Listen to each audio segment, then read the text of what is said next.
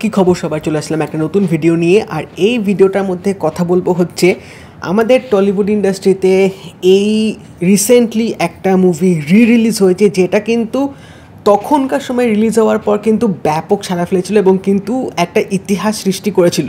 তো সেই মুভিটার নাম হচ্ছে চাঁদের পাহাড়, যেটার মধ্যে লিড রোলে আছে দেব। তো এই মুভিটা কিন্তু 20 সেপ্টেম্বর রিলিজ হয়েছিল সিলেক্টেড থিয়েটারে এবং বেশ ভালো কোয়ালিটিতে কিন্তু ফিল্মটা এসছে। তো এবার কথাটা হচ্ছে যে আজকাল কিন্তু আমরা সাউথে দেখছি, সাউথে কিন্তু বরাবর রিলিজের চলটা কিন্তু অনেক আগে থেকেই আছে, যেটা কিন্তু দেখে দেখে বলিউডও শুরু করেছে, যার ফলস্বরূপ কিন্তু বলিউডে কয়েকটা মুভি রিলিজ হয়েছে যেগুলো কিন্তু তখনকার সময় ফ্লপ হলেও এখন কিন্তু তার ডাবল ট্রিপল কিন্তু ব্যবসা দিচ্ছে এবং কিন্তু দর্শকরা হলমুখী কিন্তু হচ্ছে ফিল্মগুলো দেখার জন্য। এবং সেই পন্থাটা দেখে কিন্তু আমাদের টালিগঞ্জ পিছিয়ে নেই, বাংলা ইন্ডাস্ট্রিও কিন্তু এই রিলিজ প্রথাটা কিন্তু আস্তে আস্তে এবার শুরু করছে, যেটা কিন্তু বলা যেতে পারে চাঁদের পাহাড় দিয়ে শুরু করলো।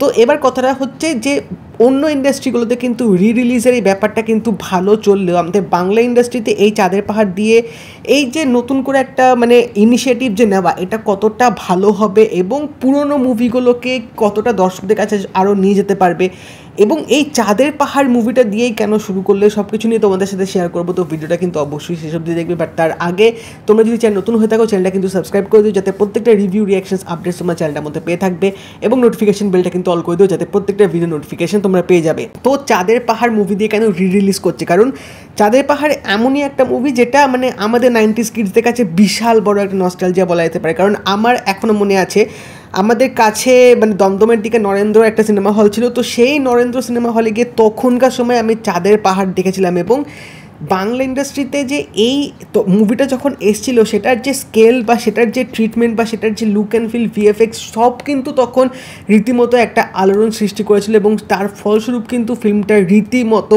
বেশ ভালো ব্যবসা করেছে এবং যতদূর আমি জানি 50 কোটির ওপর মনে হয় ওয়ার্ল্ড ওয়াইড ইনকাম করেছে। তো চাঁদের পাহাড় কিন্তু 90s কিডসদের কাছে যথেষ্ট নস্টালজিয়া, কারণ এই ফিল্মটার মধ্যে আমরা আফ্রিকাকে বেশ নতুন করে দেখতে পেয়েছি এবং দেবের অভিনয় ভালো ছিল, এবং যারা যারা গল্পটা পড়েছো তারা কিন্তু ফিল্মটা অবশ্যই দেখেছিল। বাট এবার কথা হচ্ছে রিলিজে কীরকম আমরা আপগ্রেড আমরা এই ফিল্মটার মধ্যে দেখতে পেলাম, সেটা হচ্ছে অবভিয়াসলি ফিল্মটার পিকচার কোয়ালিটি কিন্তু যথেষ্ট ভালো হয়েছে, 4K-তে কিন্তু ফিল্মটা রিলিজ হয়েছে, এবং তার সাথে পিকচার কোয়ালিটির মধ্যে দিয়েও কিন্তু ফিল্মটার যে সাউন্ডটা সেটা কিন্তু আরও ইমপ্রুভ হয়েছে। এবং যারা যারা চাঁদের পাহাড় ছোটোবেলায় দেখেছে তারা তো এখন অনেক বড় হয়ে গেছে, তারা অনেকেই কিন্তু সেই নস্টালজিয়াটা রিভাইভ করার জন্য কিন্তু এই চাঁদের পাহাড় সিলেক্টেড থিয়েটারে যে চলছে সেখানে গিয়ে কিন্তু দেখেছে। এবার হ্যাঁ, আজকালকার যুগে এই ফিল্মটা অনেকে অনেক কিছু ট্রল করে বুনিপ নিয়ে, স্পেশালি ওই সিনগুলো নিয়ে, বাট ট্রাস্ট মি তখনকার সময় এই বুনিপকে মারার সময় যে অ্যাকশন সিকোয়েন্সটা হয়েছিল বা পুরো ওভারঅল যে আমরা মানে আফ্রিকার জঙ্গলে যেসব সিনগুলো দেখতে পেয়েছিলাম তখনকার দিনে কিন্তু আমাদের কাছে সেগুলো একটা বিশাল বড় এক্সপিরিয়েন্স কিন্তু হয়েছিল, এটা কিন্তু নিঃসন্দেহে বলা যেতে পারে। এবং দেবের অভিনয় তার সাথে কিন্তু যথেষ্ট পরিমাণে ভালো ছিল। তো এবার কথাটা হচ্ছে চাঁদের পাহাড় দিয়ে রিলিজ করিয়ে যে নতুন ইনিশিয়েটিভটা শুরু করেছে সেটা কতটা উপযোগী মনে হতে পারে। এবার আমার মনে হয় বাংলা ইন্ডাস্ট্রির এখন যা অবস্থা চলছে সেরকম কোনো ফিল্ম ভালো মতো চলছে না, এবং রিসেন্টলি সেরকম কোনো ফিল্মও নেই পুজো বাদ দিয়ে।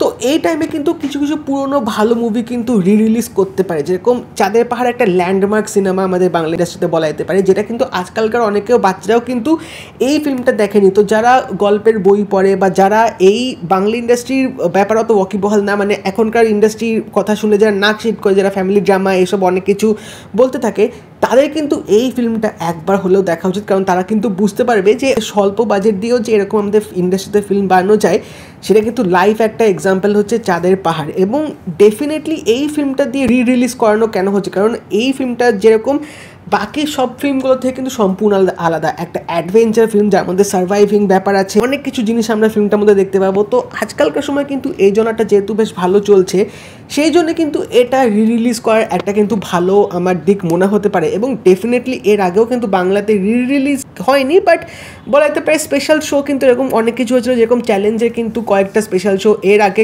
একটা বছর পূর্তি উপলক্ষে কিন্তু ফিল্মটা রিলিজ করেছিল। বাট আমার মনে হয় বাংলাতে আরও এরকম অনেক নস্টালজিয়া মুভি আছে, যেরকম সবার প্রথমে যেটা উঠে আসবে হচ্ছে দুই পৃথিবী, তারপর হচ্ছে জিতের এরকম অনেক পুরনো মুভি আছে, সাথী আছে, এবং তাছাড়াও দেবের কিন্তু আরও ভালো ভালো মুভি আছে, যেগুলো আমার মনে হয় এখন কিন্তু আবার রিলিজ করা উচিত। কারণ আমরা আর যাই হোক এই দেবজিতে কিন্তু পুরনো গান পুরনো ফিল্ম কিন্তু এখনও টিভিতে আসলে দেখি, গানগুলো কিন্তু এখনও বাজলে আমরা সেগুলো কিন্তু শুনি। তো আমাদের কাছে কিন্তু বিশাল বড় একটা রিভাইভ, একটা নস্টালজিয়া ব্যাপার কিন্তু হবে। এবং বাংলা ইন্ডাস্ট্রিতে যে জিনিসটা হারিয়ে গেছে সেটা হচ্ছে অডিয়েন্সদের, পাগলপন্থী অডিয়েন্সদের, সেই ক্রেজ অডিয়েন্সদের, সেই মানে থিয়েটারের যে রিয়াকশানগুলো, সেগুলো কিন্তু আবার ওই পুরনো মুভি দিয়ে কিন্তু একটু হলেও ফিরিয়ে আনা উচিত। কারণ হ্যাঁ, রিসেন্টলি ক্রিসমাসে দেবের খাদান আসছে, যেটা কিন্তু একটা মানে মাস কমার্শিয়াল মুভি হতে চলেছে।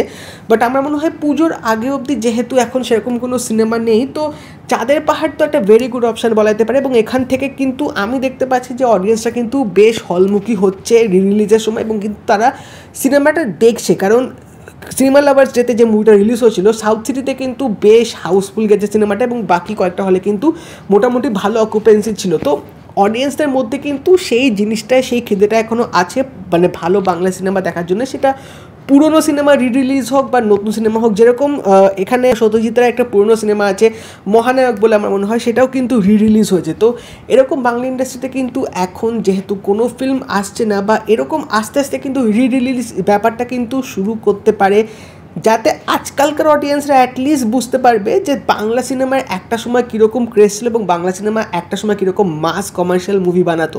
তো আমার ডেফিনেটলি মনে হয় চাঁদের পাহাড় কিন্তু একটা ভালো মানে মুভি দিয়ে কিন্তু একটা ইনিশিয়েটিভ নিয়েছে। তার সাথেও কিন্তু দেখতে হবে যে এই নতুন ইনিশিয়েটিভটা যে নিচ্ছে বাংলা ইন্ডাস্ট্রি, সেটা কিন্তু ওই once in a blue moon এরকম ব্যাপার করলে কিন্তু হবে না। এটা কিন্তু আরও আস্তে আস্তে প্রপারলি টাইম বুঝে মানে গ্যাপ দেখে কিন্তু কিছু কিছু ভালো সিনেমা, পুরোনো সিনেমা কিন্তু রিলিজ করা উচিত, যেটা অ্যাটলিস্ট মার্কেটটাকে একটু জিরিয়ে রাখবে, এবং সেই পুরনো অডিয়েন্সদের মধ্যেও কিন্তু সেই বাংলা সিনেমা দেখার আগ্রহটা কিন্তু আরও জাগাবে। তো তোমরা যদি চাঁদের পাহাড় রিলিজ ভার্সনটা দেখে থাকো, যারা নতুন দেখেছো তারা আমাকে অবশ্যই জানিও তোমাদের ফিল্মটা দেখে কেমন লাগলো, এবং যারা 90s কিডসরা আবার তোমরা রিওয়াচ করলে তাদের কেমন লাগলো, তো কমেন্ট সেকশনে আমাকে জানিও। এবং যদি এই ভিডিওটা ভালো লাগে থাকে লাইক করে দিও, শেয়ার করে দিও, চ্যানেলটা কিন্তু অবশ্যই সাবস্ক্রাইব করে দেবে, নোটিফিকেশন বেলটা কিন্তু অল করে দিও। তো দেখা হবে পরের ভিডিওতে, বাই।